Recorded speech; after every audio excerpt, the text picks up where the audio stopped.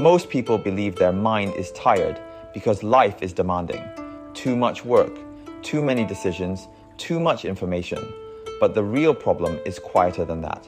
Your mind is not tired because it is thinking too much. It is tired because it is never allowed to settle. From the moment you wake up, your attention is pulled outward. Messages, tasks, worries that belong to the future, and regrets that belong to the past. The mind moves constantly, but never arrives.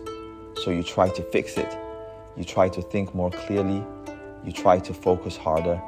You try to control your thoughts. And the more you try, the louder the noise becomes. This is the mistake almost everyone makes. They treat the mind as something to be forced into silence. Daoist thinkers saw the opposite. They understood that the mind does not calm down when it is controlled. It calms down when resistance disappears. Most mental exhaustion does not come from effort. It comes from friction. The friction of holding attention where it does not want to stay. The friction of suppressing thoughts instead of letting them pass. The friction of trying to manage the mind instead of understanding its nature. This is why rest often fails. You stop working, but the mind keeps racing. You sit still, but inside, everything is moving. The Taoists noticed something subtle. When the mind is left alone, it naturally returns to stillness, not because you tell it to, but because stillness is its original state. The problem is that almost no one knows how to step out of the way. There is one simple mental shift, not a technique, not meditation, not concentration, that allows the mind to settle on its own. Only a small number of people ever discover it. Not because it is secret, but because it feels too simple to trust. Before we reveal it, you need to understand why forcing calm has never worked and why the Taoist approach does the opposite. Because once you see this, the problem is no longer how to quiet the mind. The problem becomes why you keep interfering with it. Every attempt to control thought adds one more layer of tension. Every attempt to suppress distraction creates a new distraction. And every attempt to do something keeps the mind from doing what it already knows how to do. This is why the Taoist mind trick does not involve effort. It involves withdrawing effort, not giving up, not zoning out, not becoming passive, simply stopping the action that keeps the mind unsettled. To understand this, you must first see what the mind does when it is no longer being pushed, no longer being corrected, no longer being chased. That is what we turn to next. And when that interference stops, something unexpected happens. The mind does not collapse into chaos. It does not become dull. It does not lose sharpness. It becomes clear. Not the clarity of intense focus, but the clarity of nothing being forced. Thoughts still appear, but they no longer demand attention. Noise still exists, but it no longer pulls you. This is the state the Taoists were pointing to, not a special trance, not an altered state, but the mind returning to its natural balance. And once you recognize this state, the trick stops feeling like a trick at all. It feels like remembering something you always knew. That recognition is where the practice truly begins. Long ago, on a narrow mountain path, there stood an old wooden gate. It marked the entrance to a Taoist sanctuary, but it was never locked. Travelers who approached it, however, often found it impossible to open. One day, a young scholar arrived at the gate. He had studied for years, learned many teachings, and believed himself prepared. He pushed the gate forward. It did not move. He pulled harder. He adjusted his grip. He leaned his weight into it. Still, nothing. Hours passed. Frustrated and ashamed, he sat down beside the path. As he rested, an old Taoist passed by, walking slowly, carrying nothing. "Why do you struggle?" the old man asked. "The gate will not open," the scholar replied. "I have tried everything." The old man smiled and stepped toward the gate. He did not push. He did not pull. He simply placed his hand on the wood and stopped moving. For a moment, nothing happened. Then, quietly, the gate swung open on its own. The scholar stared. "How did you do that?" he asked. The old man replied, The gate opens inward. Your effort was keeping it closed. The scholar stood in silence. You were not blocked, the old man continued. You were interfering. The gate had never resisted him. It had only responded to the direction of his force. The old man walked on, leaving the gate open behind him. The scholar did not rush through. For the first time, he noticed how still the path was. This is how the Taoists understood the mind. When you push, it resists. When you pull, it tightens. When you stop trying to move it, it reveals the way it already opens. This is the mind trick few discover, not a technique to apply, but an action to remove, because the story is not about the gate, it is about direction. The scholar did not fail because he lacked strength or knowledge. He failed because his effort was pointed the wrong way. This is what most people never question. They assume the mind needs to be pushed into calm, that clarity requires pressure, that control creates order. But the Taoist insight is simpler and more unsettling. The mind is already open. Your effort is what keeps it closed. Once this is seen, the struggle changes shape. The question is no longer, how do I control my mind? It becomes, what am I doing that prevents it from settling? That shift from adding effort to removing interference is the core principle we turn to next. And when this question is allowed to stay, without rushing to answer it, something subtle begins to loosen. You start to notice how often the mind tightens itself. The moment a thought appears, you chase it, or judge it, or try to replace it. You notice the constant adjustment, the invisible hands always reaching in to fix, steer, or silence. This is the interference the Taoists were pointing to. Not noise from the outside, but activity inside that never pauses. The mind is not restless by nature. It is restless because it is being handled. Once you see this, the trick reveals itself without instruction. You stop trying to settle the mind and instead let go of the reflex to interfere with it. And in that absence of interference, clarity does not need to be created, it appears. The principle behind the Taoist mind trick is not something you do. It is something you stop doing. Most people believe the mind needs guidance, direction, correction. So the moment a thought appears, they interfere, they follow it, they fight it, they analyze it, they try to replace it with a better one. This reflex feels responsible, it feels intelligent, but it is the source of the noise. In Taoist cultivation, the mind is compared not to a wild horse, but to water. Water becomes turbulent only when it is disturbed. Left alone, it settles.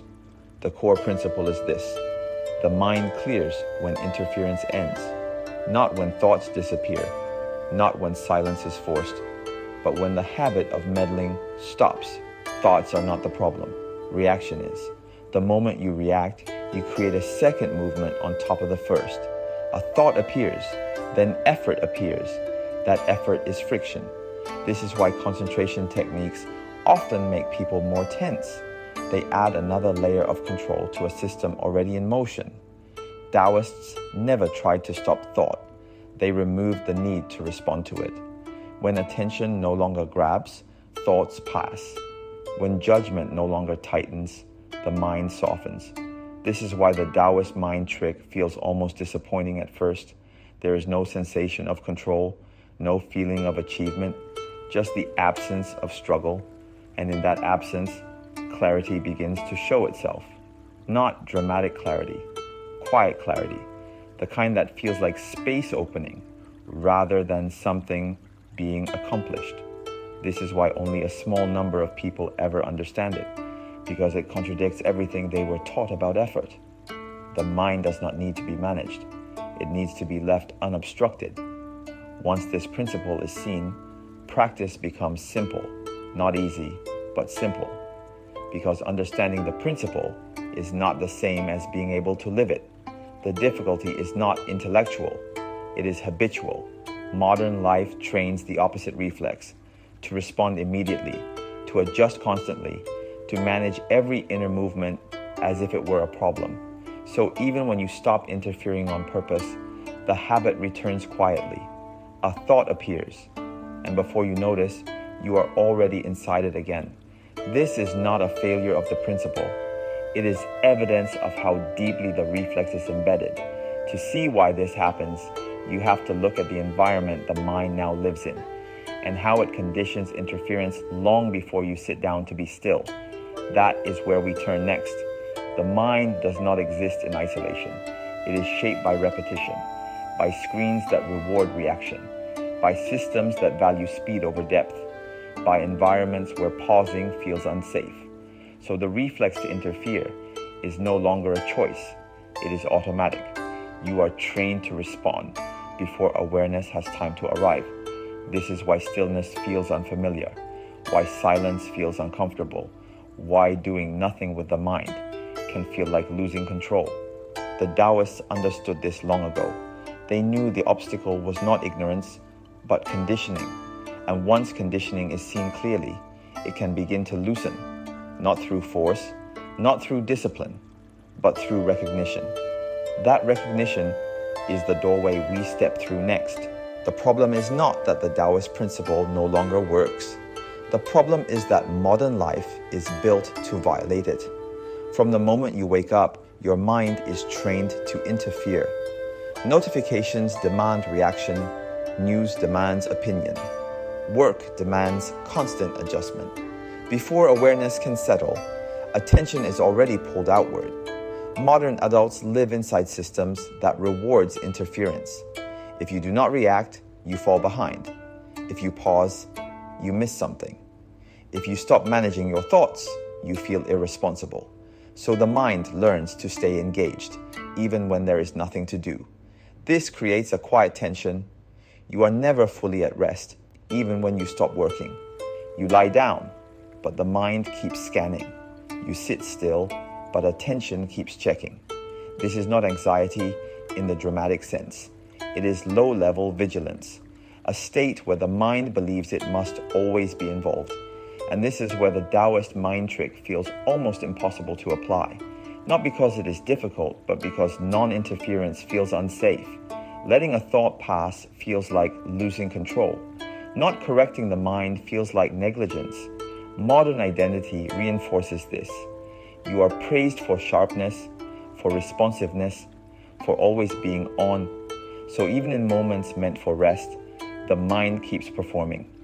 This is why meditation often turns into effort, why clearing the mind becomes another task, why people say, "I can't stop thinking." They are not failing. They are conditioned. The Daoist insight was never meant for a quiet monastery alone. It was meant for exactly this problem, a world that keeps pulling the mind outward. And this is where the real conflict appears. The mind wants rest, but identity demands engagement. The mind wants stillness, but life rewards interference. Until this conflict is seen, the principle cannot be lived. And because this conflict stays hidden, most people misread the signal.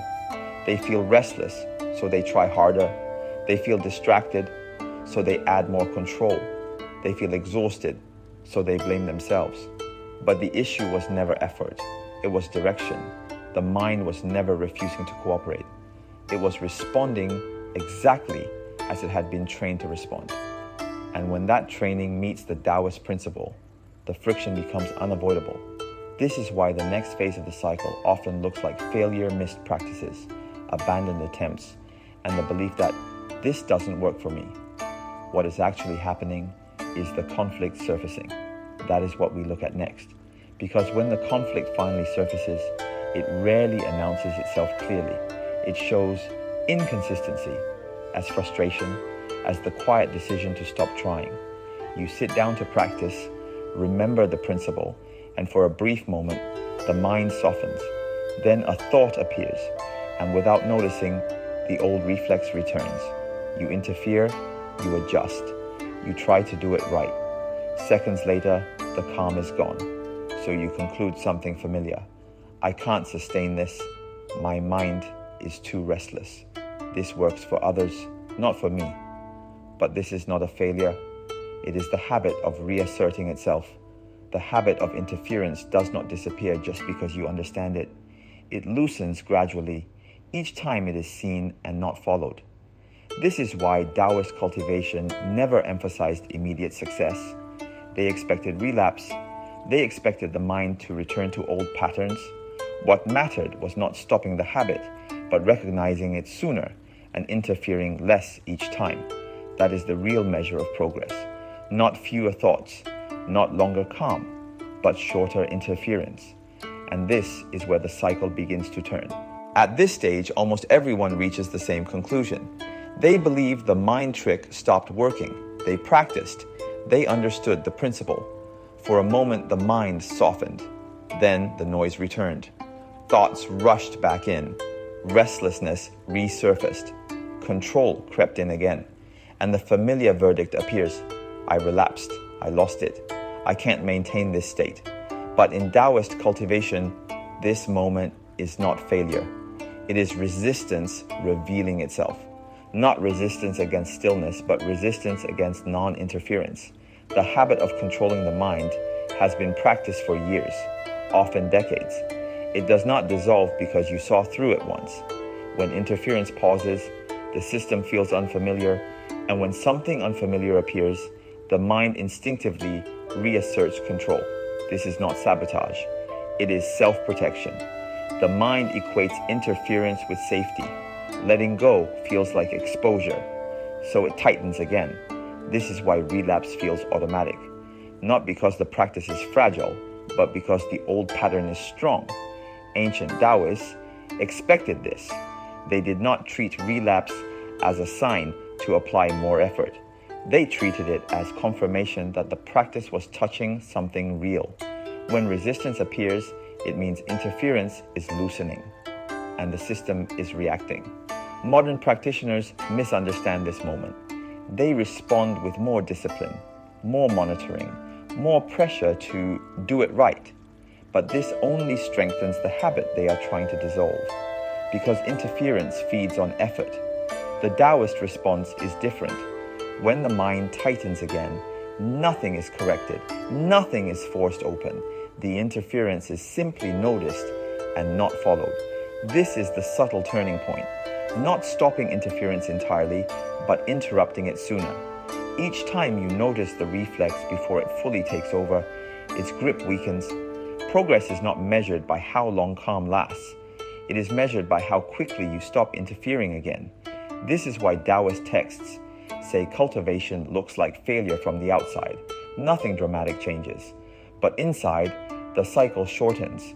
Interference arises. It is seen. It dissolves faster than before. Over time, the mind spends more moments unhandled than controlled. And in those moments, stillness no longer feels fragile. It feels ordinary. This is where most people quit, right before the mind learns it does not need to be managed. The struggle changes tone at this point. You stop arguing with the mind about why it won't stay calm. You stop interpreting relapse as proof that something is wrong. A pattern becomes visible. Each time interference appears, it appears a little later. Each time it dissolves with less effort. Nothing is being conquered. Nothing is being fixed. The system simply loses interest in a habit that no longer provides safety. Stillness stops feeling fragile, not because it is held, but because it is disturbed less often. This is where the deeper law quietly reveals itself. The mind always returns to clarity when it is no longer fed with interference, not as a reward, not as an achievement, as a natural consequence. That law is what the Daoists relied on, and it is what we turn to next. The deeper law is simple, and that is why it is rarely trusted. The mind does not move toward clarity through effort. It returns to clarity when nothing is added to disturb it. This law operates whether you believe it or not. Noise continues only while it is being fed. Thought feeds on reaction. Restlessness feeds on management. Tension feeds on control. When interference stops, the system has nothing to sustain disorder. This is not a philosophy, it is an observation. Watch what happens when a thought appears and you do nothing with it. No following, no correcting, no replacing.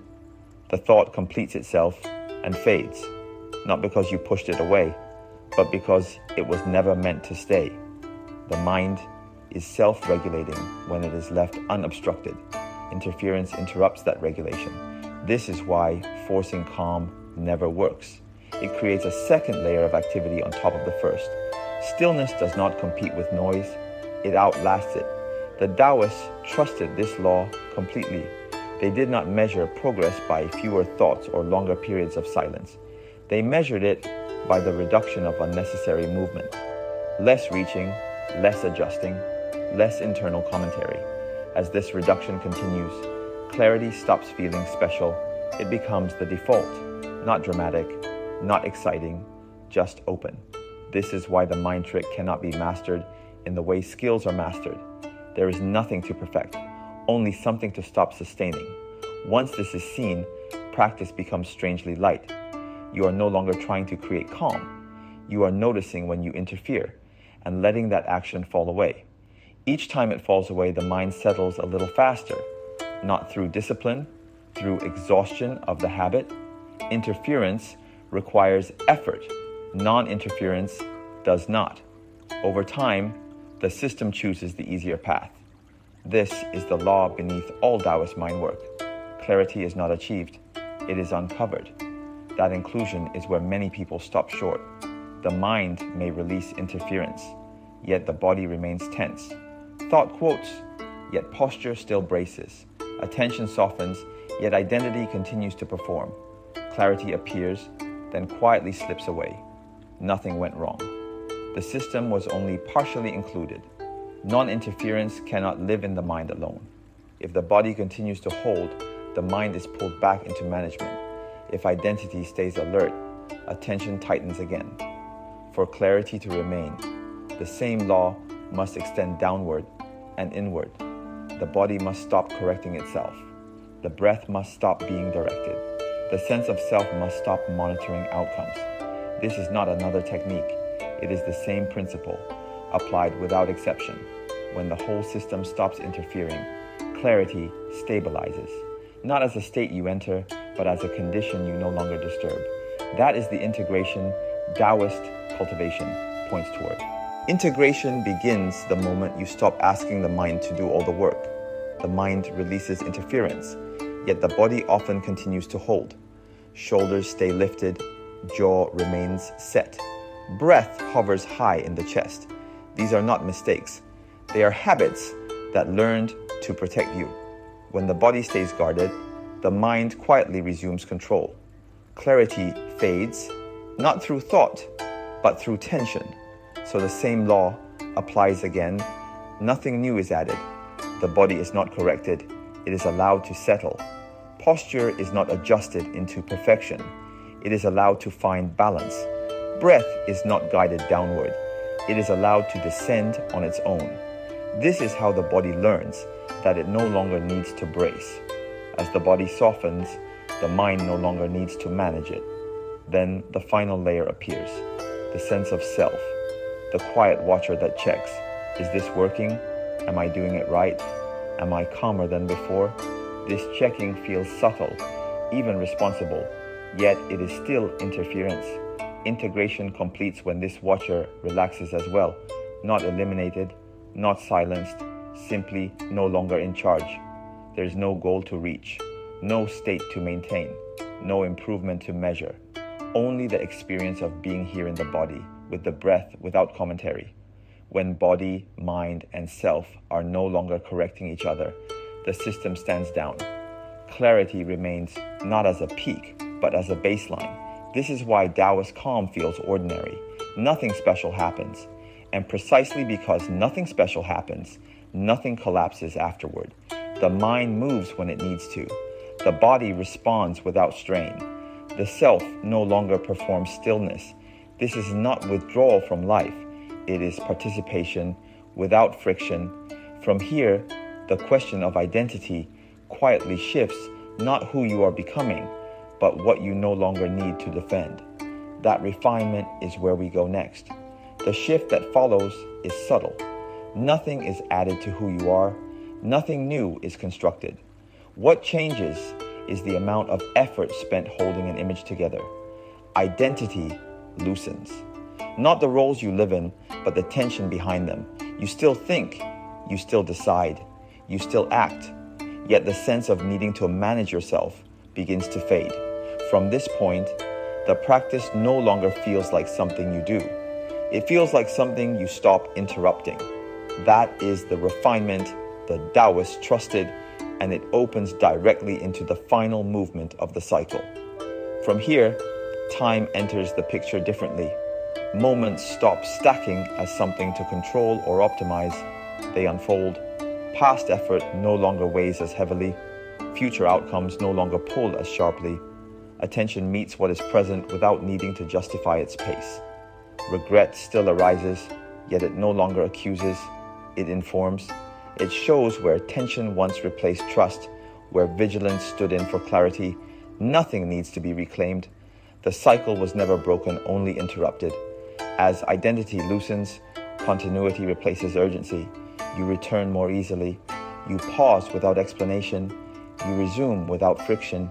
This is how the path completes itself, not as a finish, but as a way of moving forward without resistance. The final movement is not dramatic. It is faithful. Again and again, interference appears, is recognized, and fades. And each time it fades, what remains feels more familiar than anything you tried to build. That familiarity is the quiet legacy of integration. Nothing is added. Nothing is held. This is where most people quietly turn the wrong way. They feel the shift. They notice less friction. They sense space returning. Then identity steps in. A new question appears. Who am I becoming now? And with that question, pressure returns. Modern culture treats inner work as a project of reinvention. A calmer version, a wiser version, a more enlightened version. But Daoist cultivation never worked this way. Nothing new is required. No persona needs to be built. No image needs to be improved. Only refinement. Refinement is subtractive. It removes what never belonged. The extra vigilance, the inherited urgency, the need to prove steadiness. Reinvention demands performance. Refinement allows honesty. When you try to be calm, tension forms. When you allow calm by stepping out of the way, chi settles. Identity refinement shows itself quietly.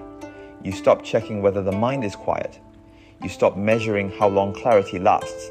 You stop asking the practice to confirm your progress. A simpler question replaces all of that. Do I feel less defended than before?